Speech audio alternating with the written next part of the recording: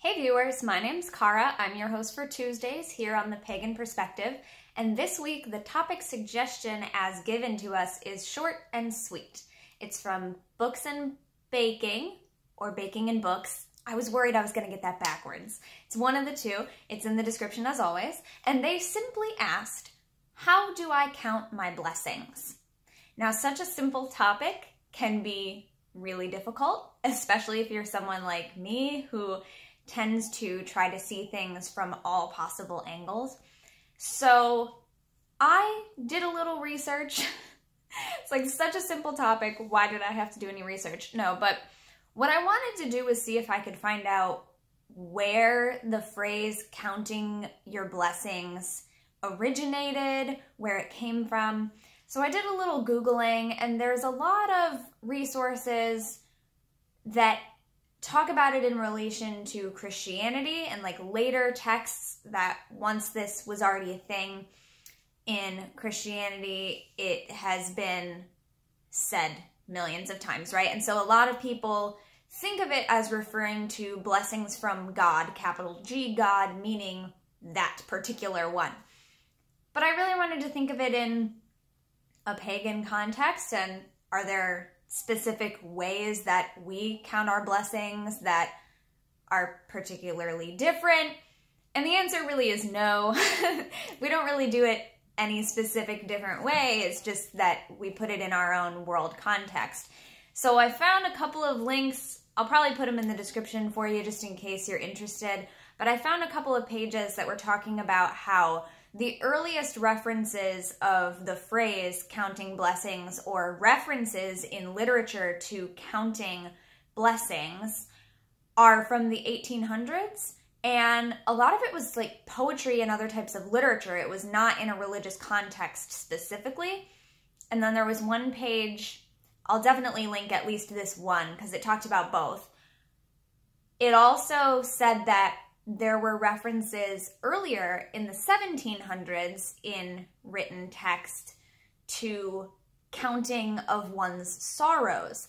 And so some people were asking, like, do we think maybe that this was a response to poets and other writers talking about counting their sorrows? And then someone said, well, if we count our sorrows, why don't we also count our blessings? Wouldn't that be better? Wouldn't that be putting a positive spin on it? And so maybe in the 1800s, that's where counting our blessings came from.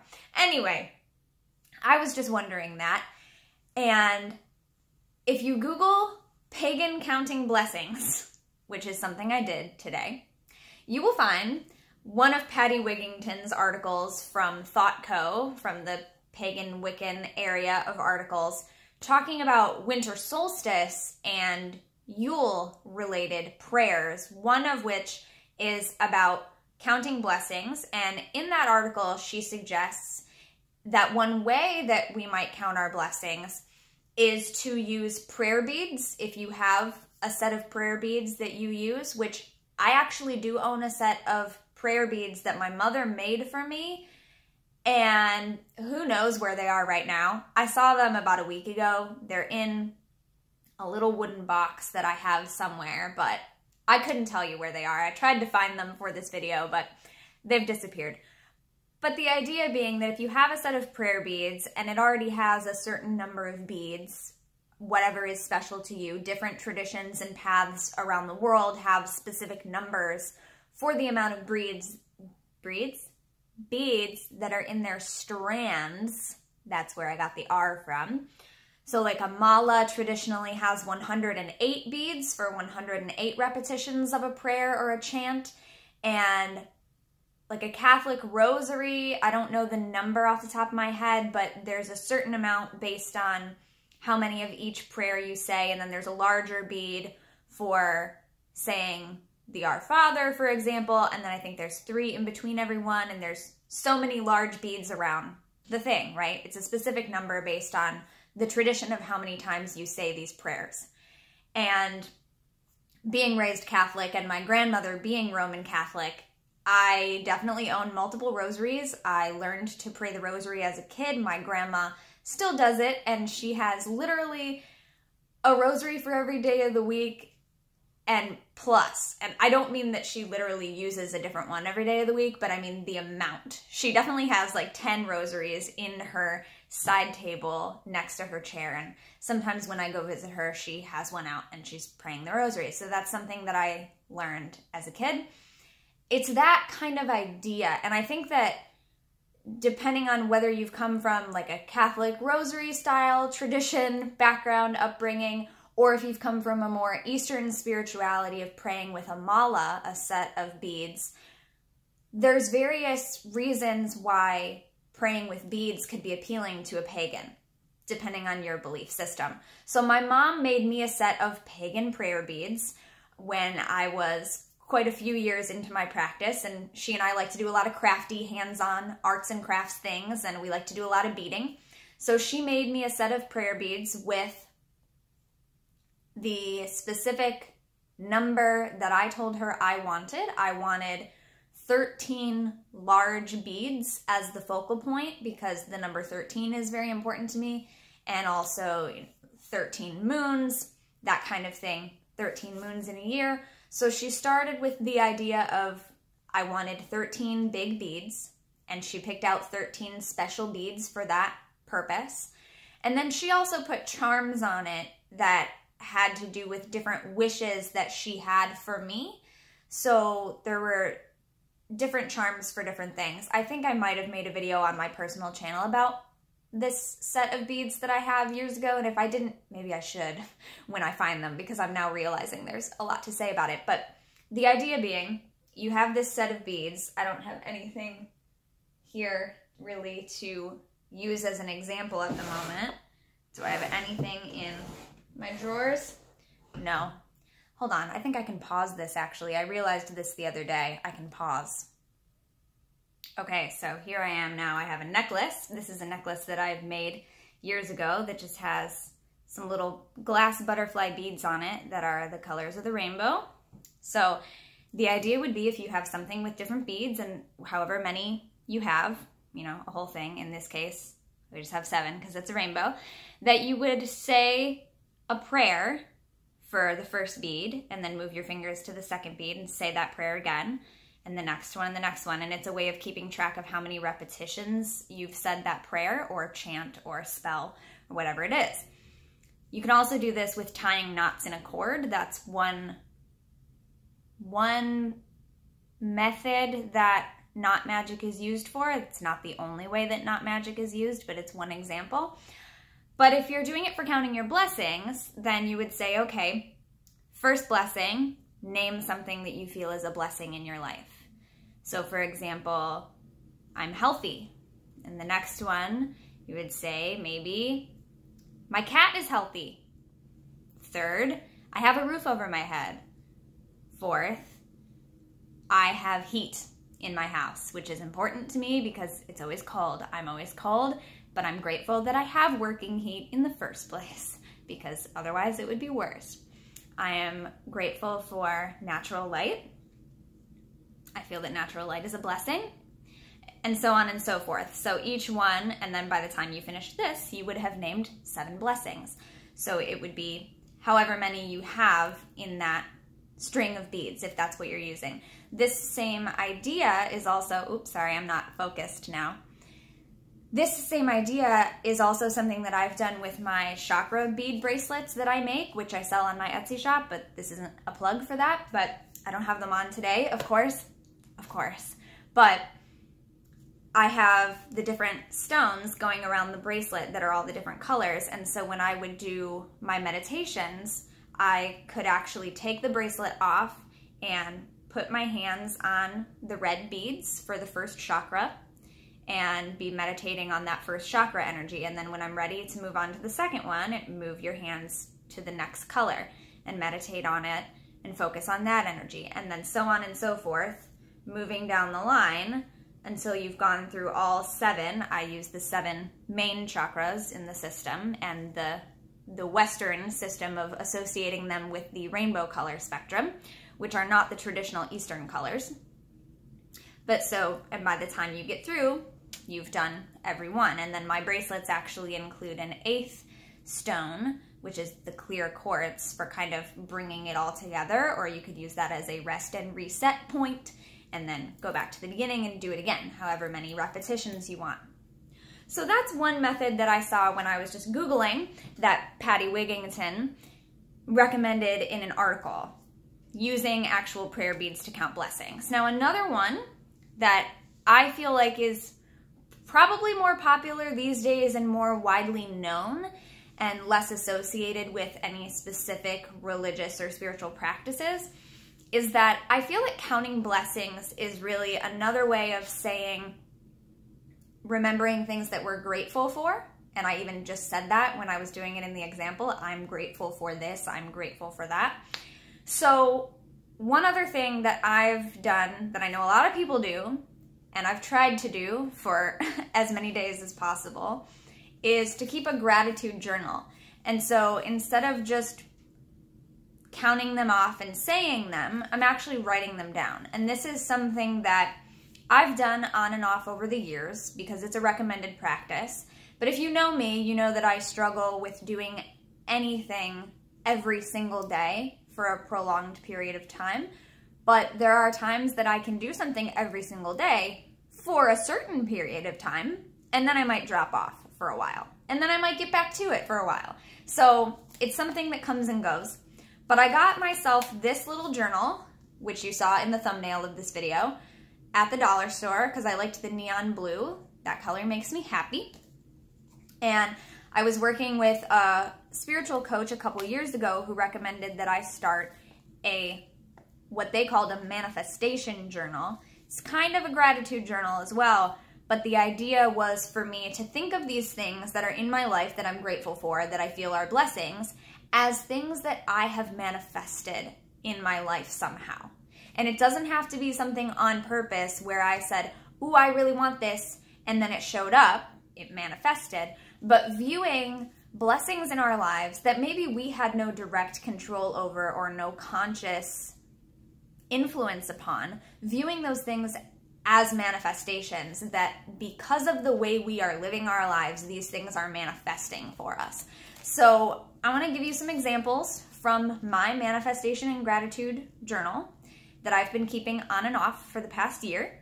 And then I also have this little book that someone gifted me years ago that I just kind of keep around occasionally. It's called 14,000 Things to Be Happy About. And I feel like this book is a similar thing. So I'm going to give you some examples from this too, but just to finish this video off.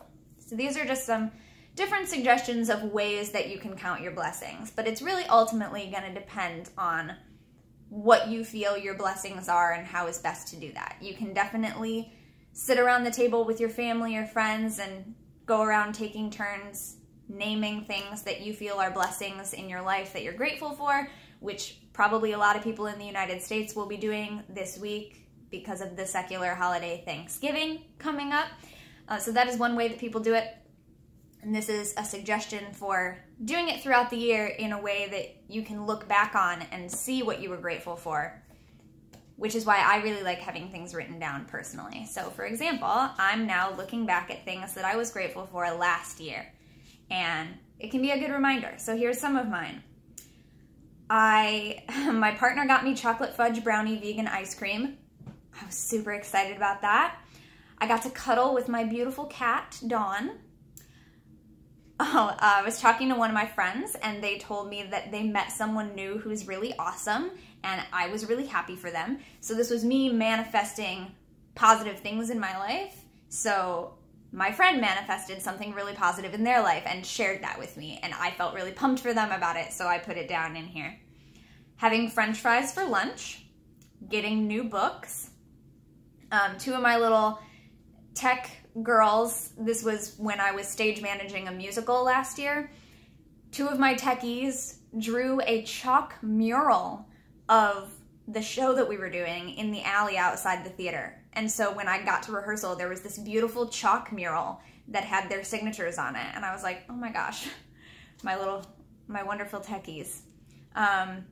So many of my friends from previous shows came to see the show that night that I was stage managing, and during mic checks, all right, so as the stage manager doing mic checks, I ask different people to speak into their microphones so we can balance the sound, and then I tell them, okay, you're good, thank you.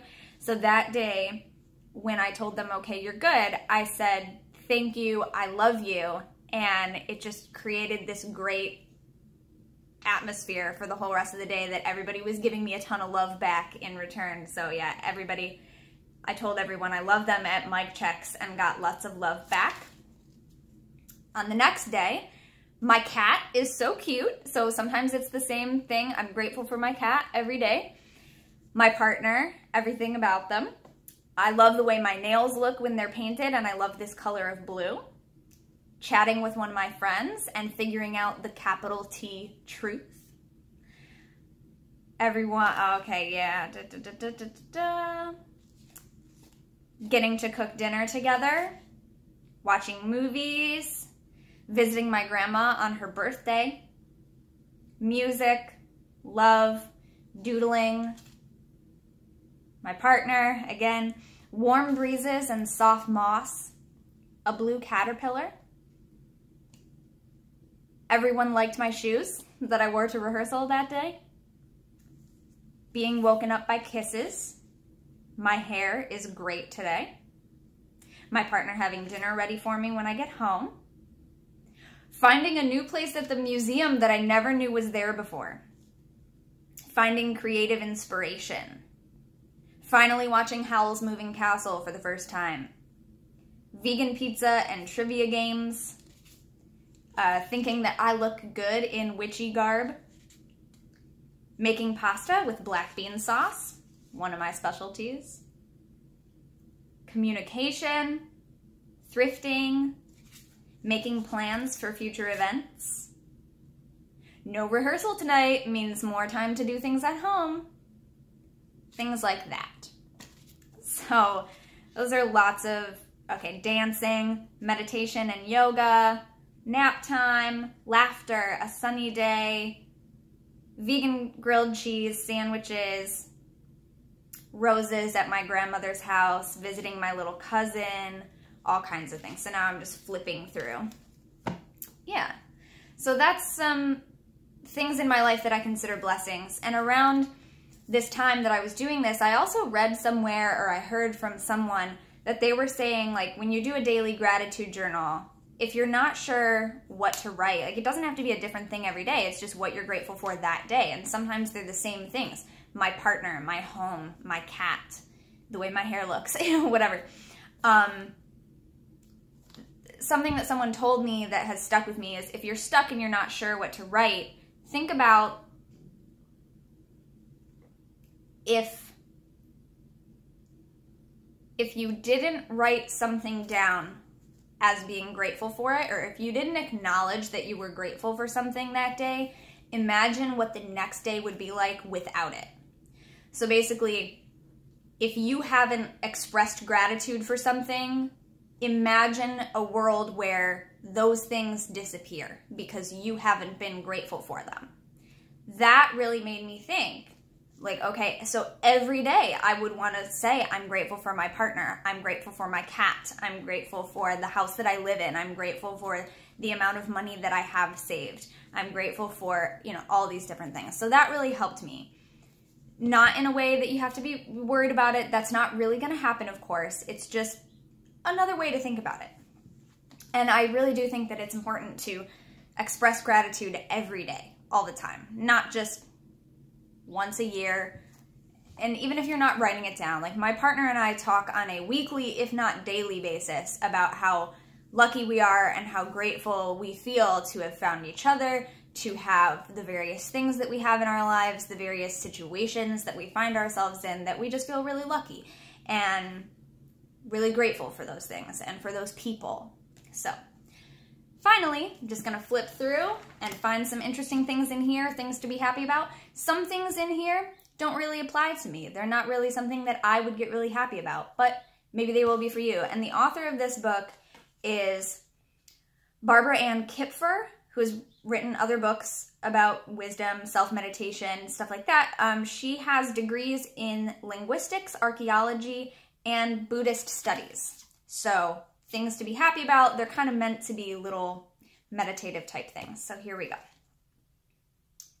Pickled beets. Okay. Cheering up a dreary desk. Long skirts. Bad dining hall meals. Waiters serving stations. Playing fair. Striped baseball shirts. Flipping through. Sleep learning. Spoon coasters. Big paychecks. Whoop whoop. Let's all give some energy to that one. Big paychecks. Stemmed bubble goblets. Closet offices. Kiss kiss hug hug. Frosted cocktail color. Casino parties. Learning astronomy. Coffee tables. Holiday pedophores. Dormitory life. The shiny surface of water. Fresh air and good food. Silver trays of fresh fruit grouped in fans and slices. Stuffed mushroom caps. Cucumber relish. Knock-knock jokes. Just picked vegetables and fruits. Is this like a really food-centered area, or I'm just looking at a lot of the food stuff? Am I hungry? Blackberry tea. Alaska, where people go to reinvent themselves. That's what it says. Finding a place for yourself. Playing poker. Thinking caps. Creating a snow sculpture. That'll be happening here pretty soon in Ohio. Curling your hair. Some of these things I don't know what they mean. Weather brewing. Weather brewing. Crystal chimes. Erasers that work well. Morning dew. Icicle style Christmas lights. Bread ovens. A cooling swim. A warm May day. A butterfly flying into you. Pegged coat racks. Some of these are quotes. There's a quote from Mae West. When I'm good, I'm very good. But when I'm bad, I'm better. I think I'll leave it at that. But yeah, there's 14,000 things in here. There's some little illustrations. And yeah, some of them are things that I'm like, all right, I'm not super pumped about that. But other things, yeah, for sure. So they're just kind of meant to be little meditative things. And that might give you some more examples of things to be grateful for and blessings we can count. Wow, I didn't think this video was going to be this long, as usual, but here we go. Thanks for watching. I will see you next time, which should be next month, because next week is Subs Week, and we will have some special stuff to talk about next month, so stay tuned. Thank you so much for watching. Don't forget to be awesome, blessed be, and goodbye.